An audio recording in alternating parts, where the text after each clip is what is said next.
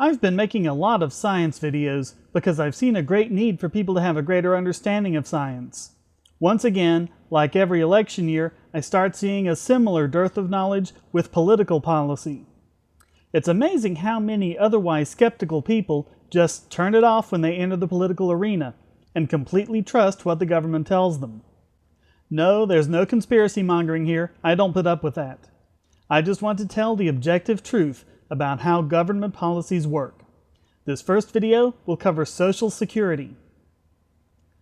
Charles Ponzi was one of the greatest swindlers this country has ever seen. No, he's of no relation to Chris Pirillo's wife. I just want to make that clear. In 1918, soon after being released from jail for smuggling and other offenses, he began running an investment scam. He would take money from investors and just spend it, living the good life. When it came time to pay off the investors, he would get money from new investors, use some of it to pay the old investors, and use the rest for himself, and so on. This is a type of scam known as the Ponzi scheme. Many other Ponzi schemes have followed, including one from the Church of Scientology. Both prosecutors and psychologists have noted the effects of the Ponzi scheme on its victims. Few of them even want to admit that it's been a scam, and often speak out in court in favor of the person who ripped them off. What does this have to do with Social Security? Well, Social Security works the exact same way. Government gets the Social Security tax, uses part of it to pay off current beneficiaries, and just spends the rest however they want. This was the reason for the so-called surplus of the Clinton years. In reality, the budget deficit never got lower than $80 billion. It was just the extra funds from Social Security which covered it up. Every year, the Social Security account is run dry, and new money coming in from taxes is needed to replenish it. Beneficiaries are paid, and the government just spends the rest, and the next year it starts all over again. The official government response to this argument is thus: as long as the amount of money coming in the front end of the pipe maintains a rough balance with the money paid out, the system can continue forever. There is no unsustainable progression driving the mechanism of a pay-as-you-go pension system, and so it is not a pyramid or Ponzi scheme. But then, why have they constantly had to increase the Social Security tax rate? Why have they constantly had to increase the retirement age and decrease benefits? Why does the Government Accountability Office say it's unsustainable? Social Security is very much a Ponzi scheme. Let's look in detail at how it works. Every year, the government has a certain amount of dollars for Social Security. Only a fraction of that gets sent to beneficiaries. The rest, according to government, is invested. But it's invested in government bonds, so really, the government goes in debt to itself. The money goes from the Social Security budget into the general treasury, where it can be spent however Congress or the President want to spend it. What's left in the Social Security fund is the bonds.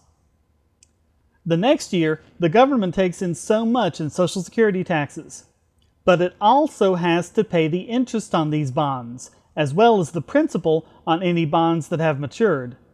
Since that money has already been spent, other money taken in taxes, from income tax, excises, and so forth, must be taken from the general budget and paid into the Social Security fund.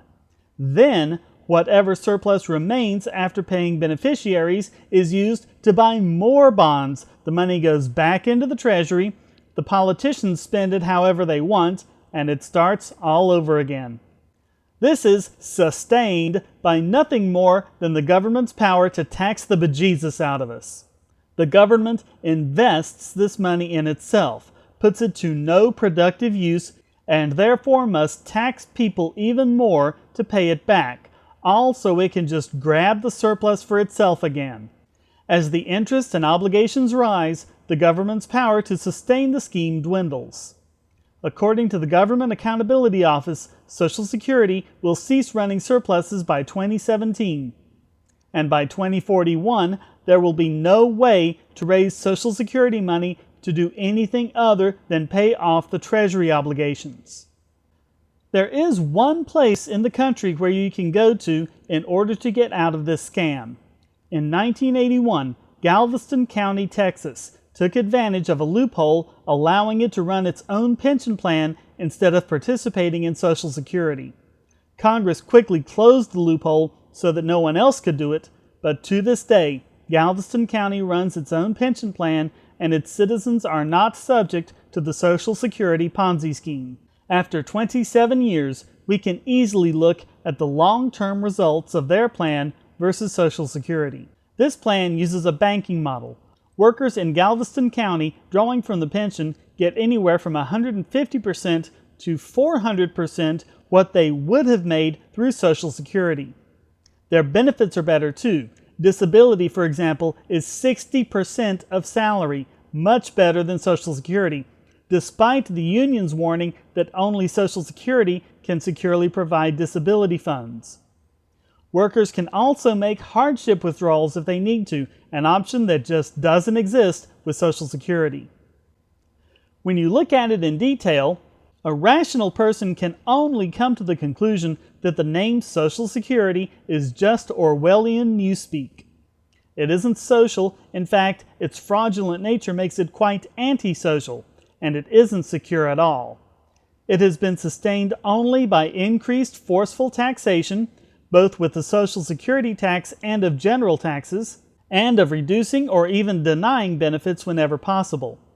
And in case you're wondering if Medicare and Medicaid are any better, practically every explanation and argument given here about Social Security applies equally well to them. Far from helping us in our retirement, this antisocial insecurity actually robs us of much of our wealth, while the politicians and politically connected corporations and industries profit at the expense of the poor and the middle class. They keep us satisfied by throwing us a few crumbs in return, making people fearful of what would happen if their Social Security checks were taken away, proving the psychology of the Ponzi scheme once again. This is a clear example of what Harry Browne was referring to when he said, "Government breaks your leg, hands you a crutch, and says, 'See, without us, you couldn't walk.'"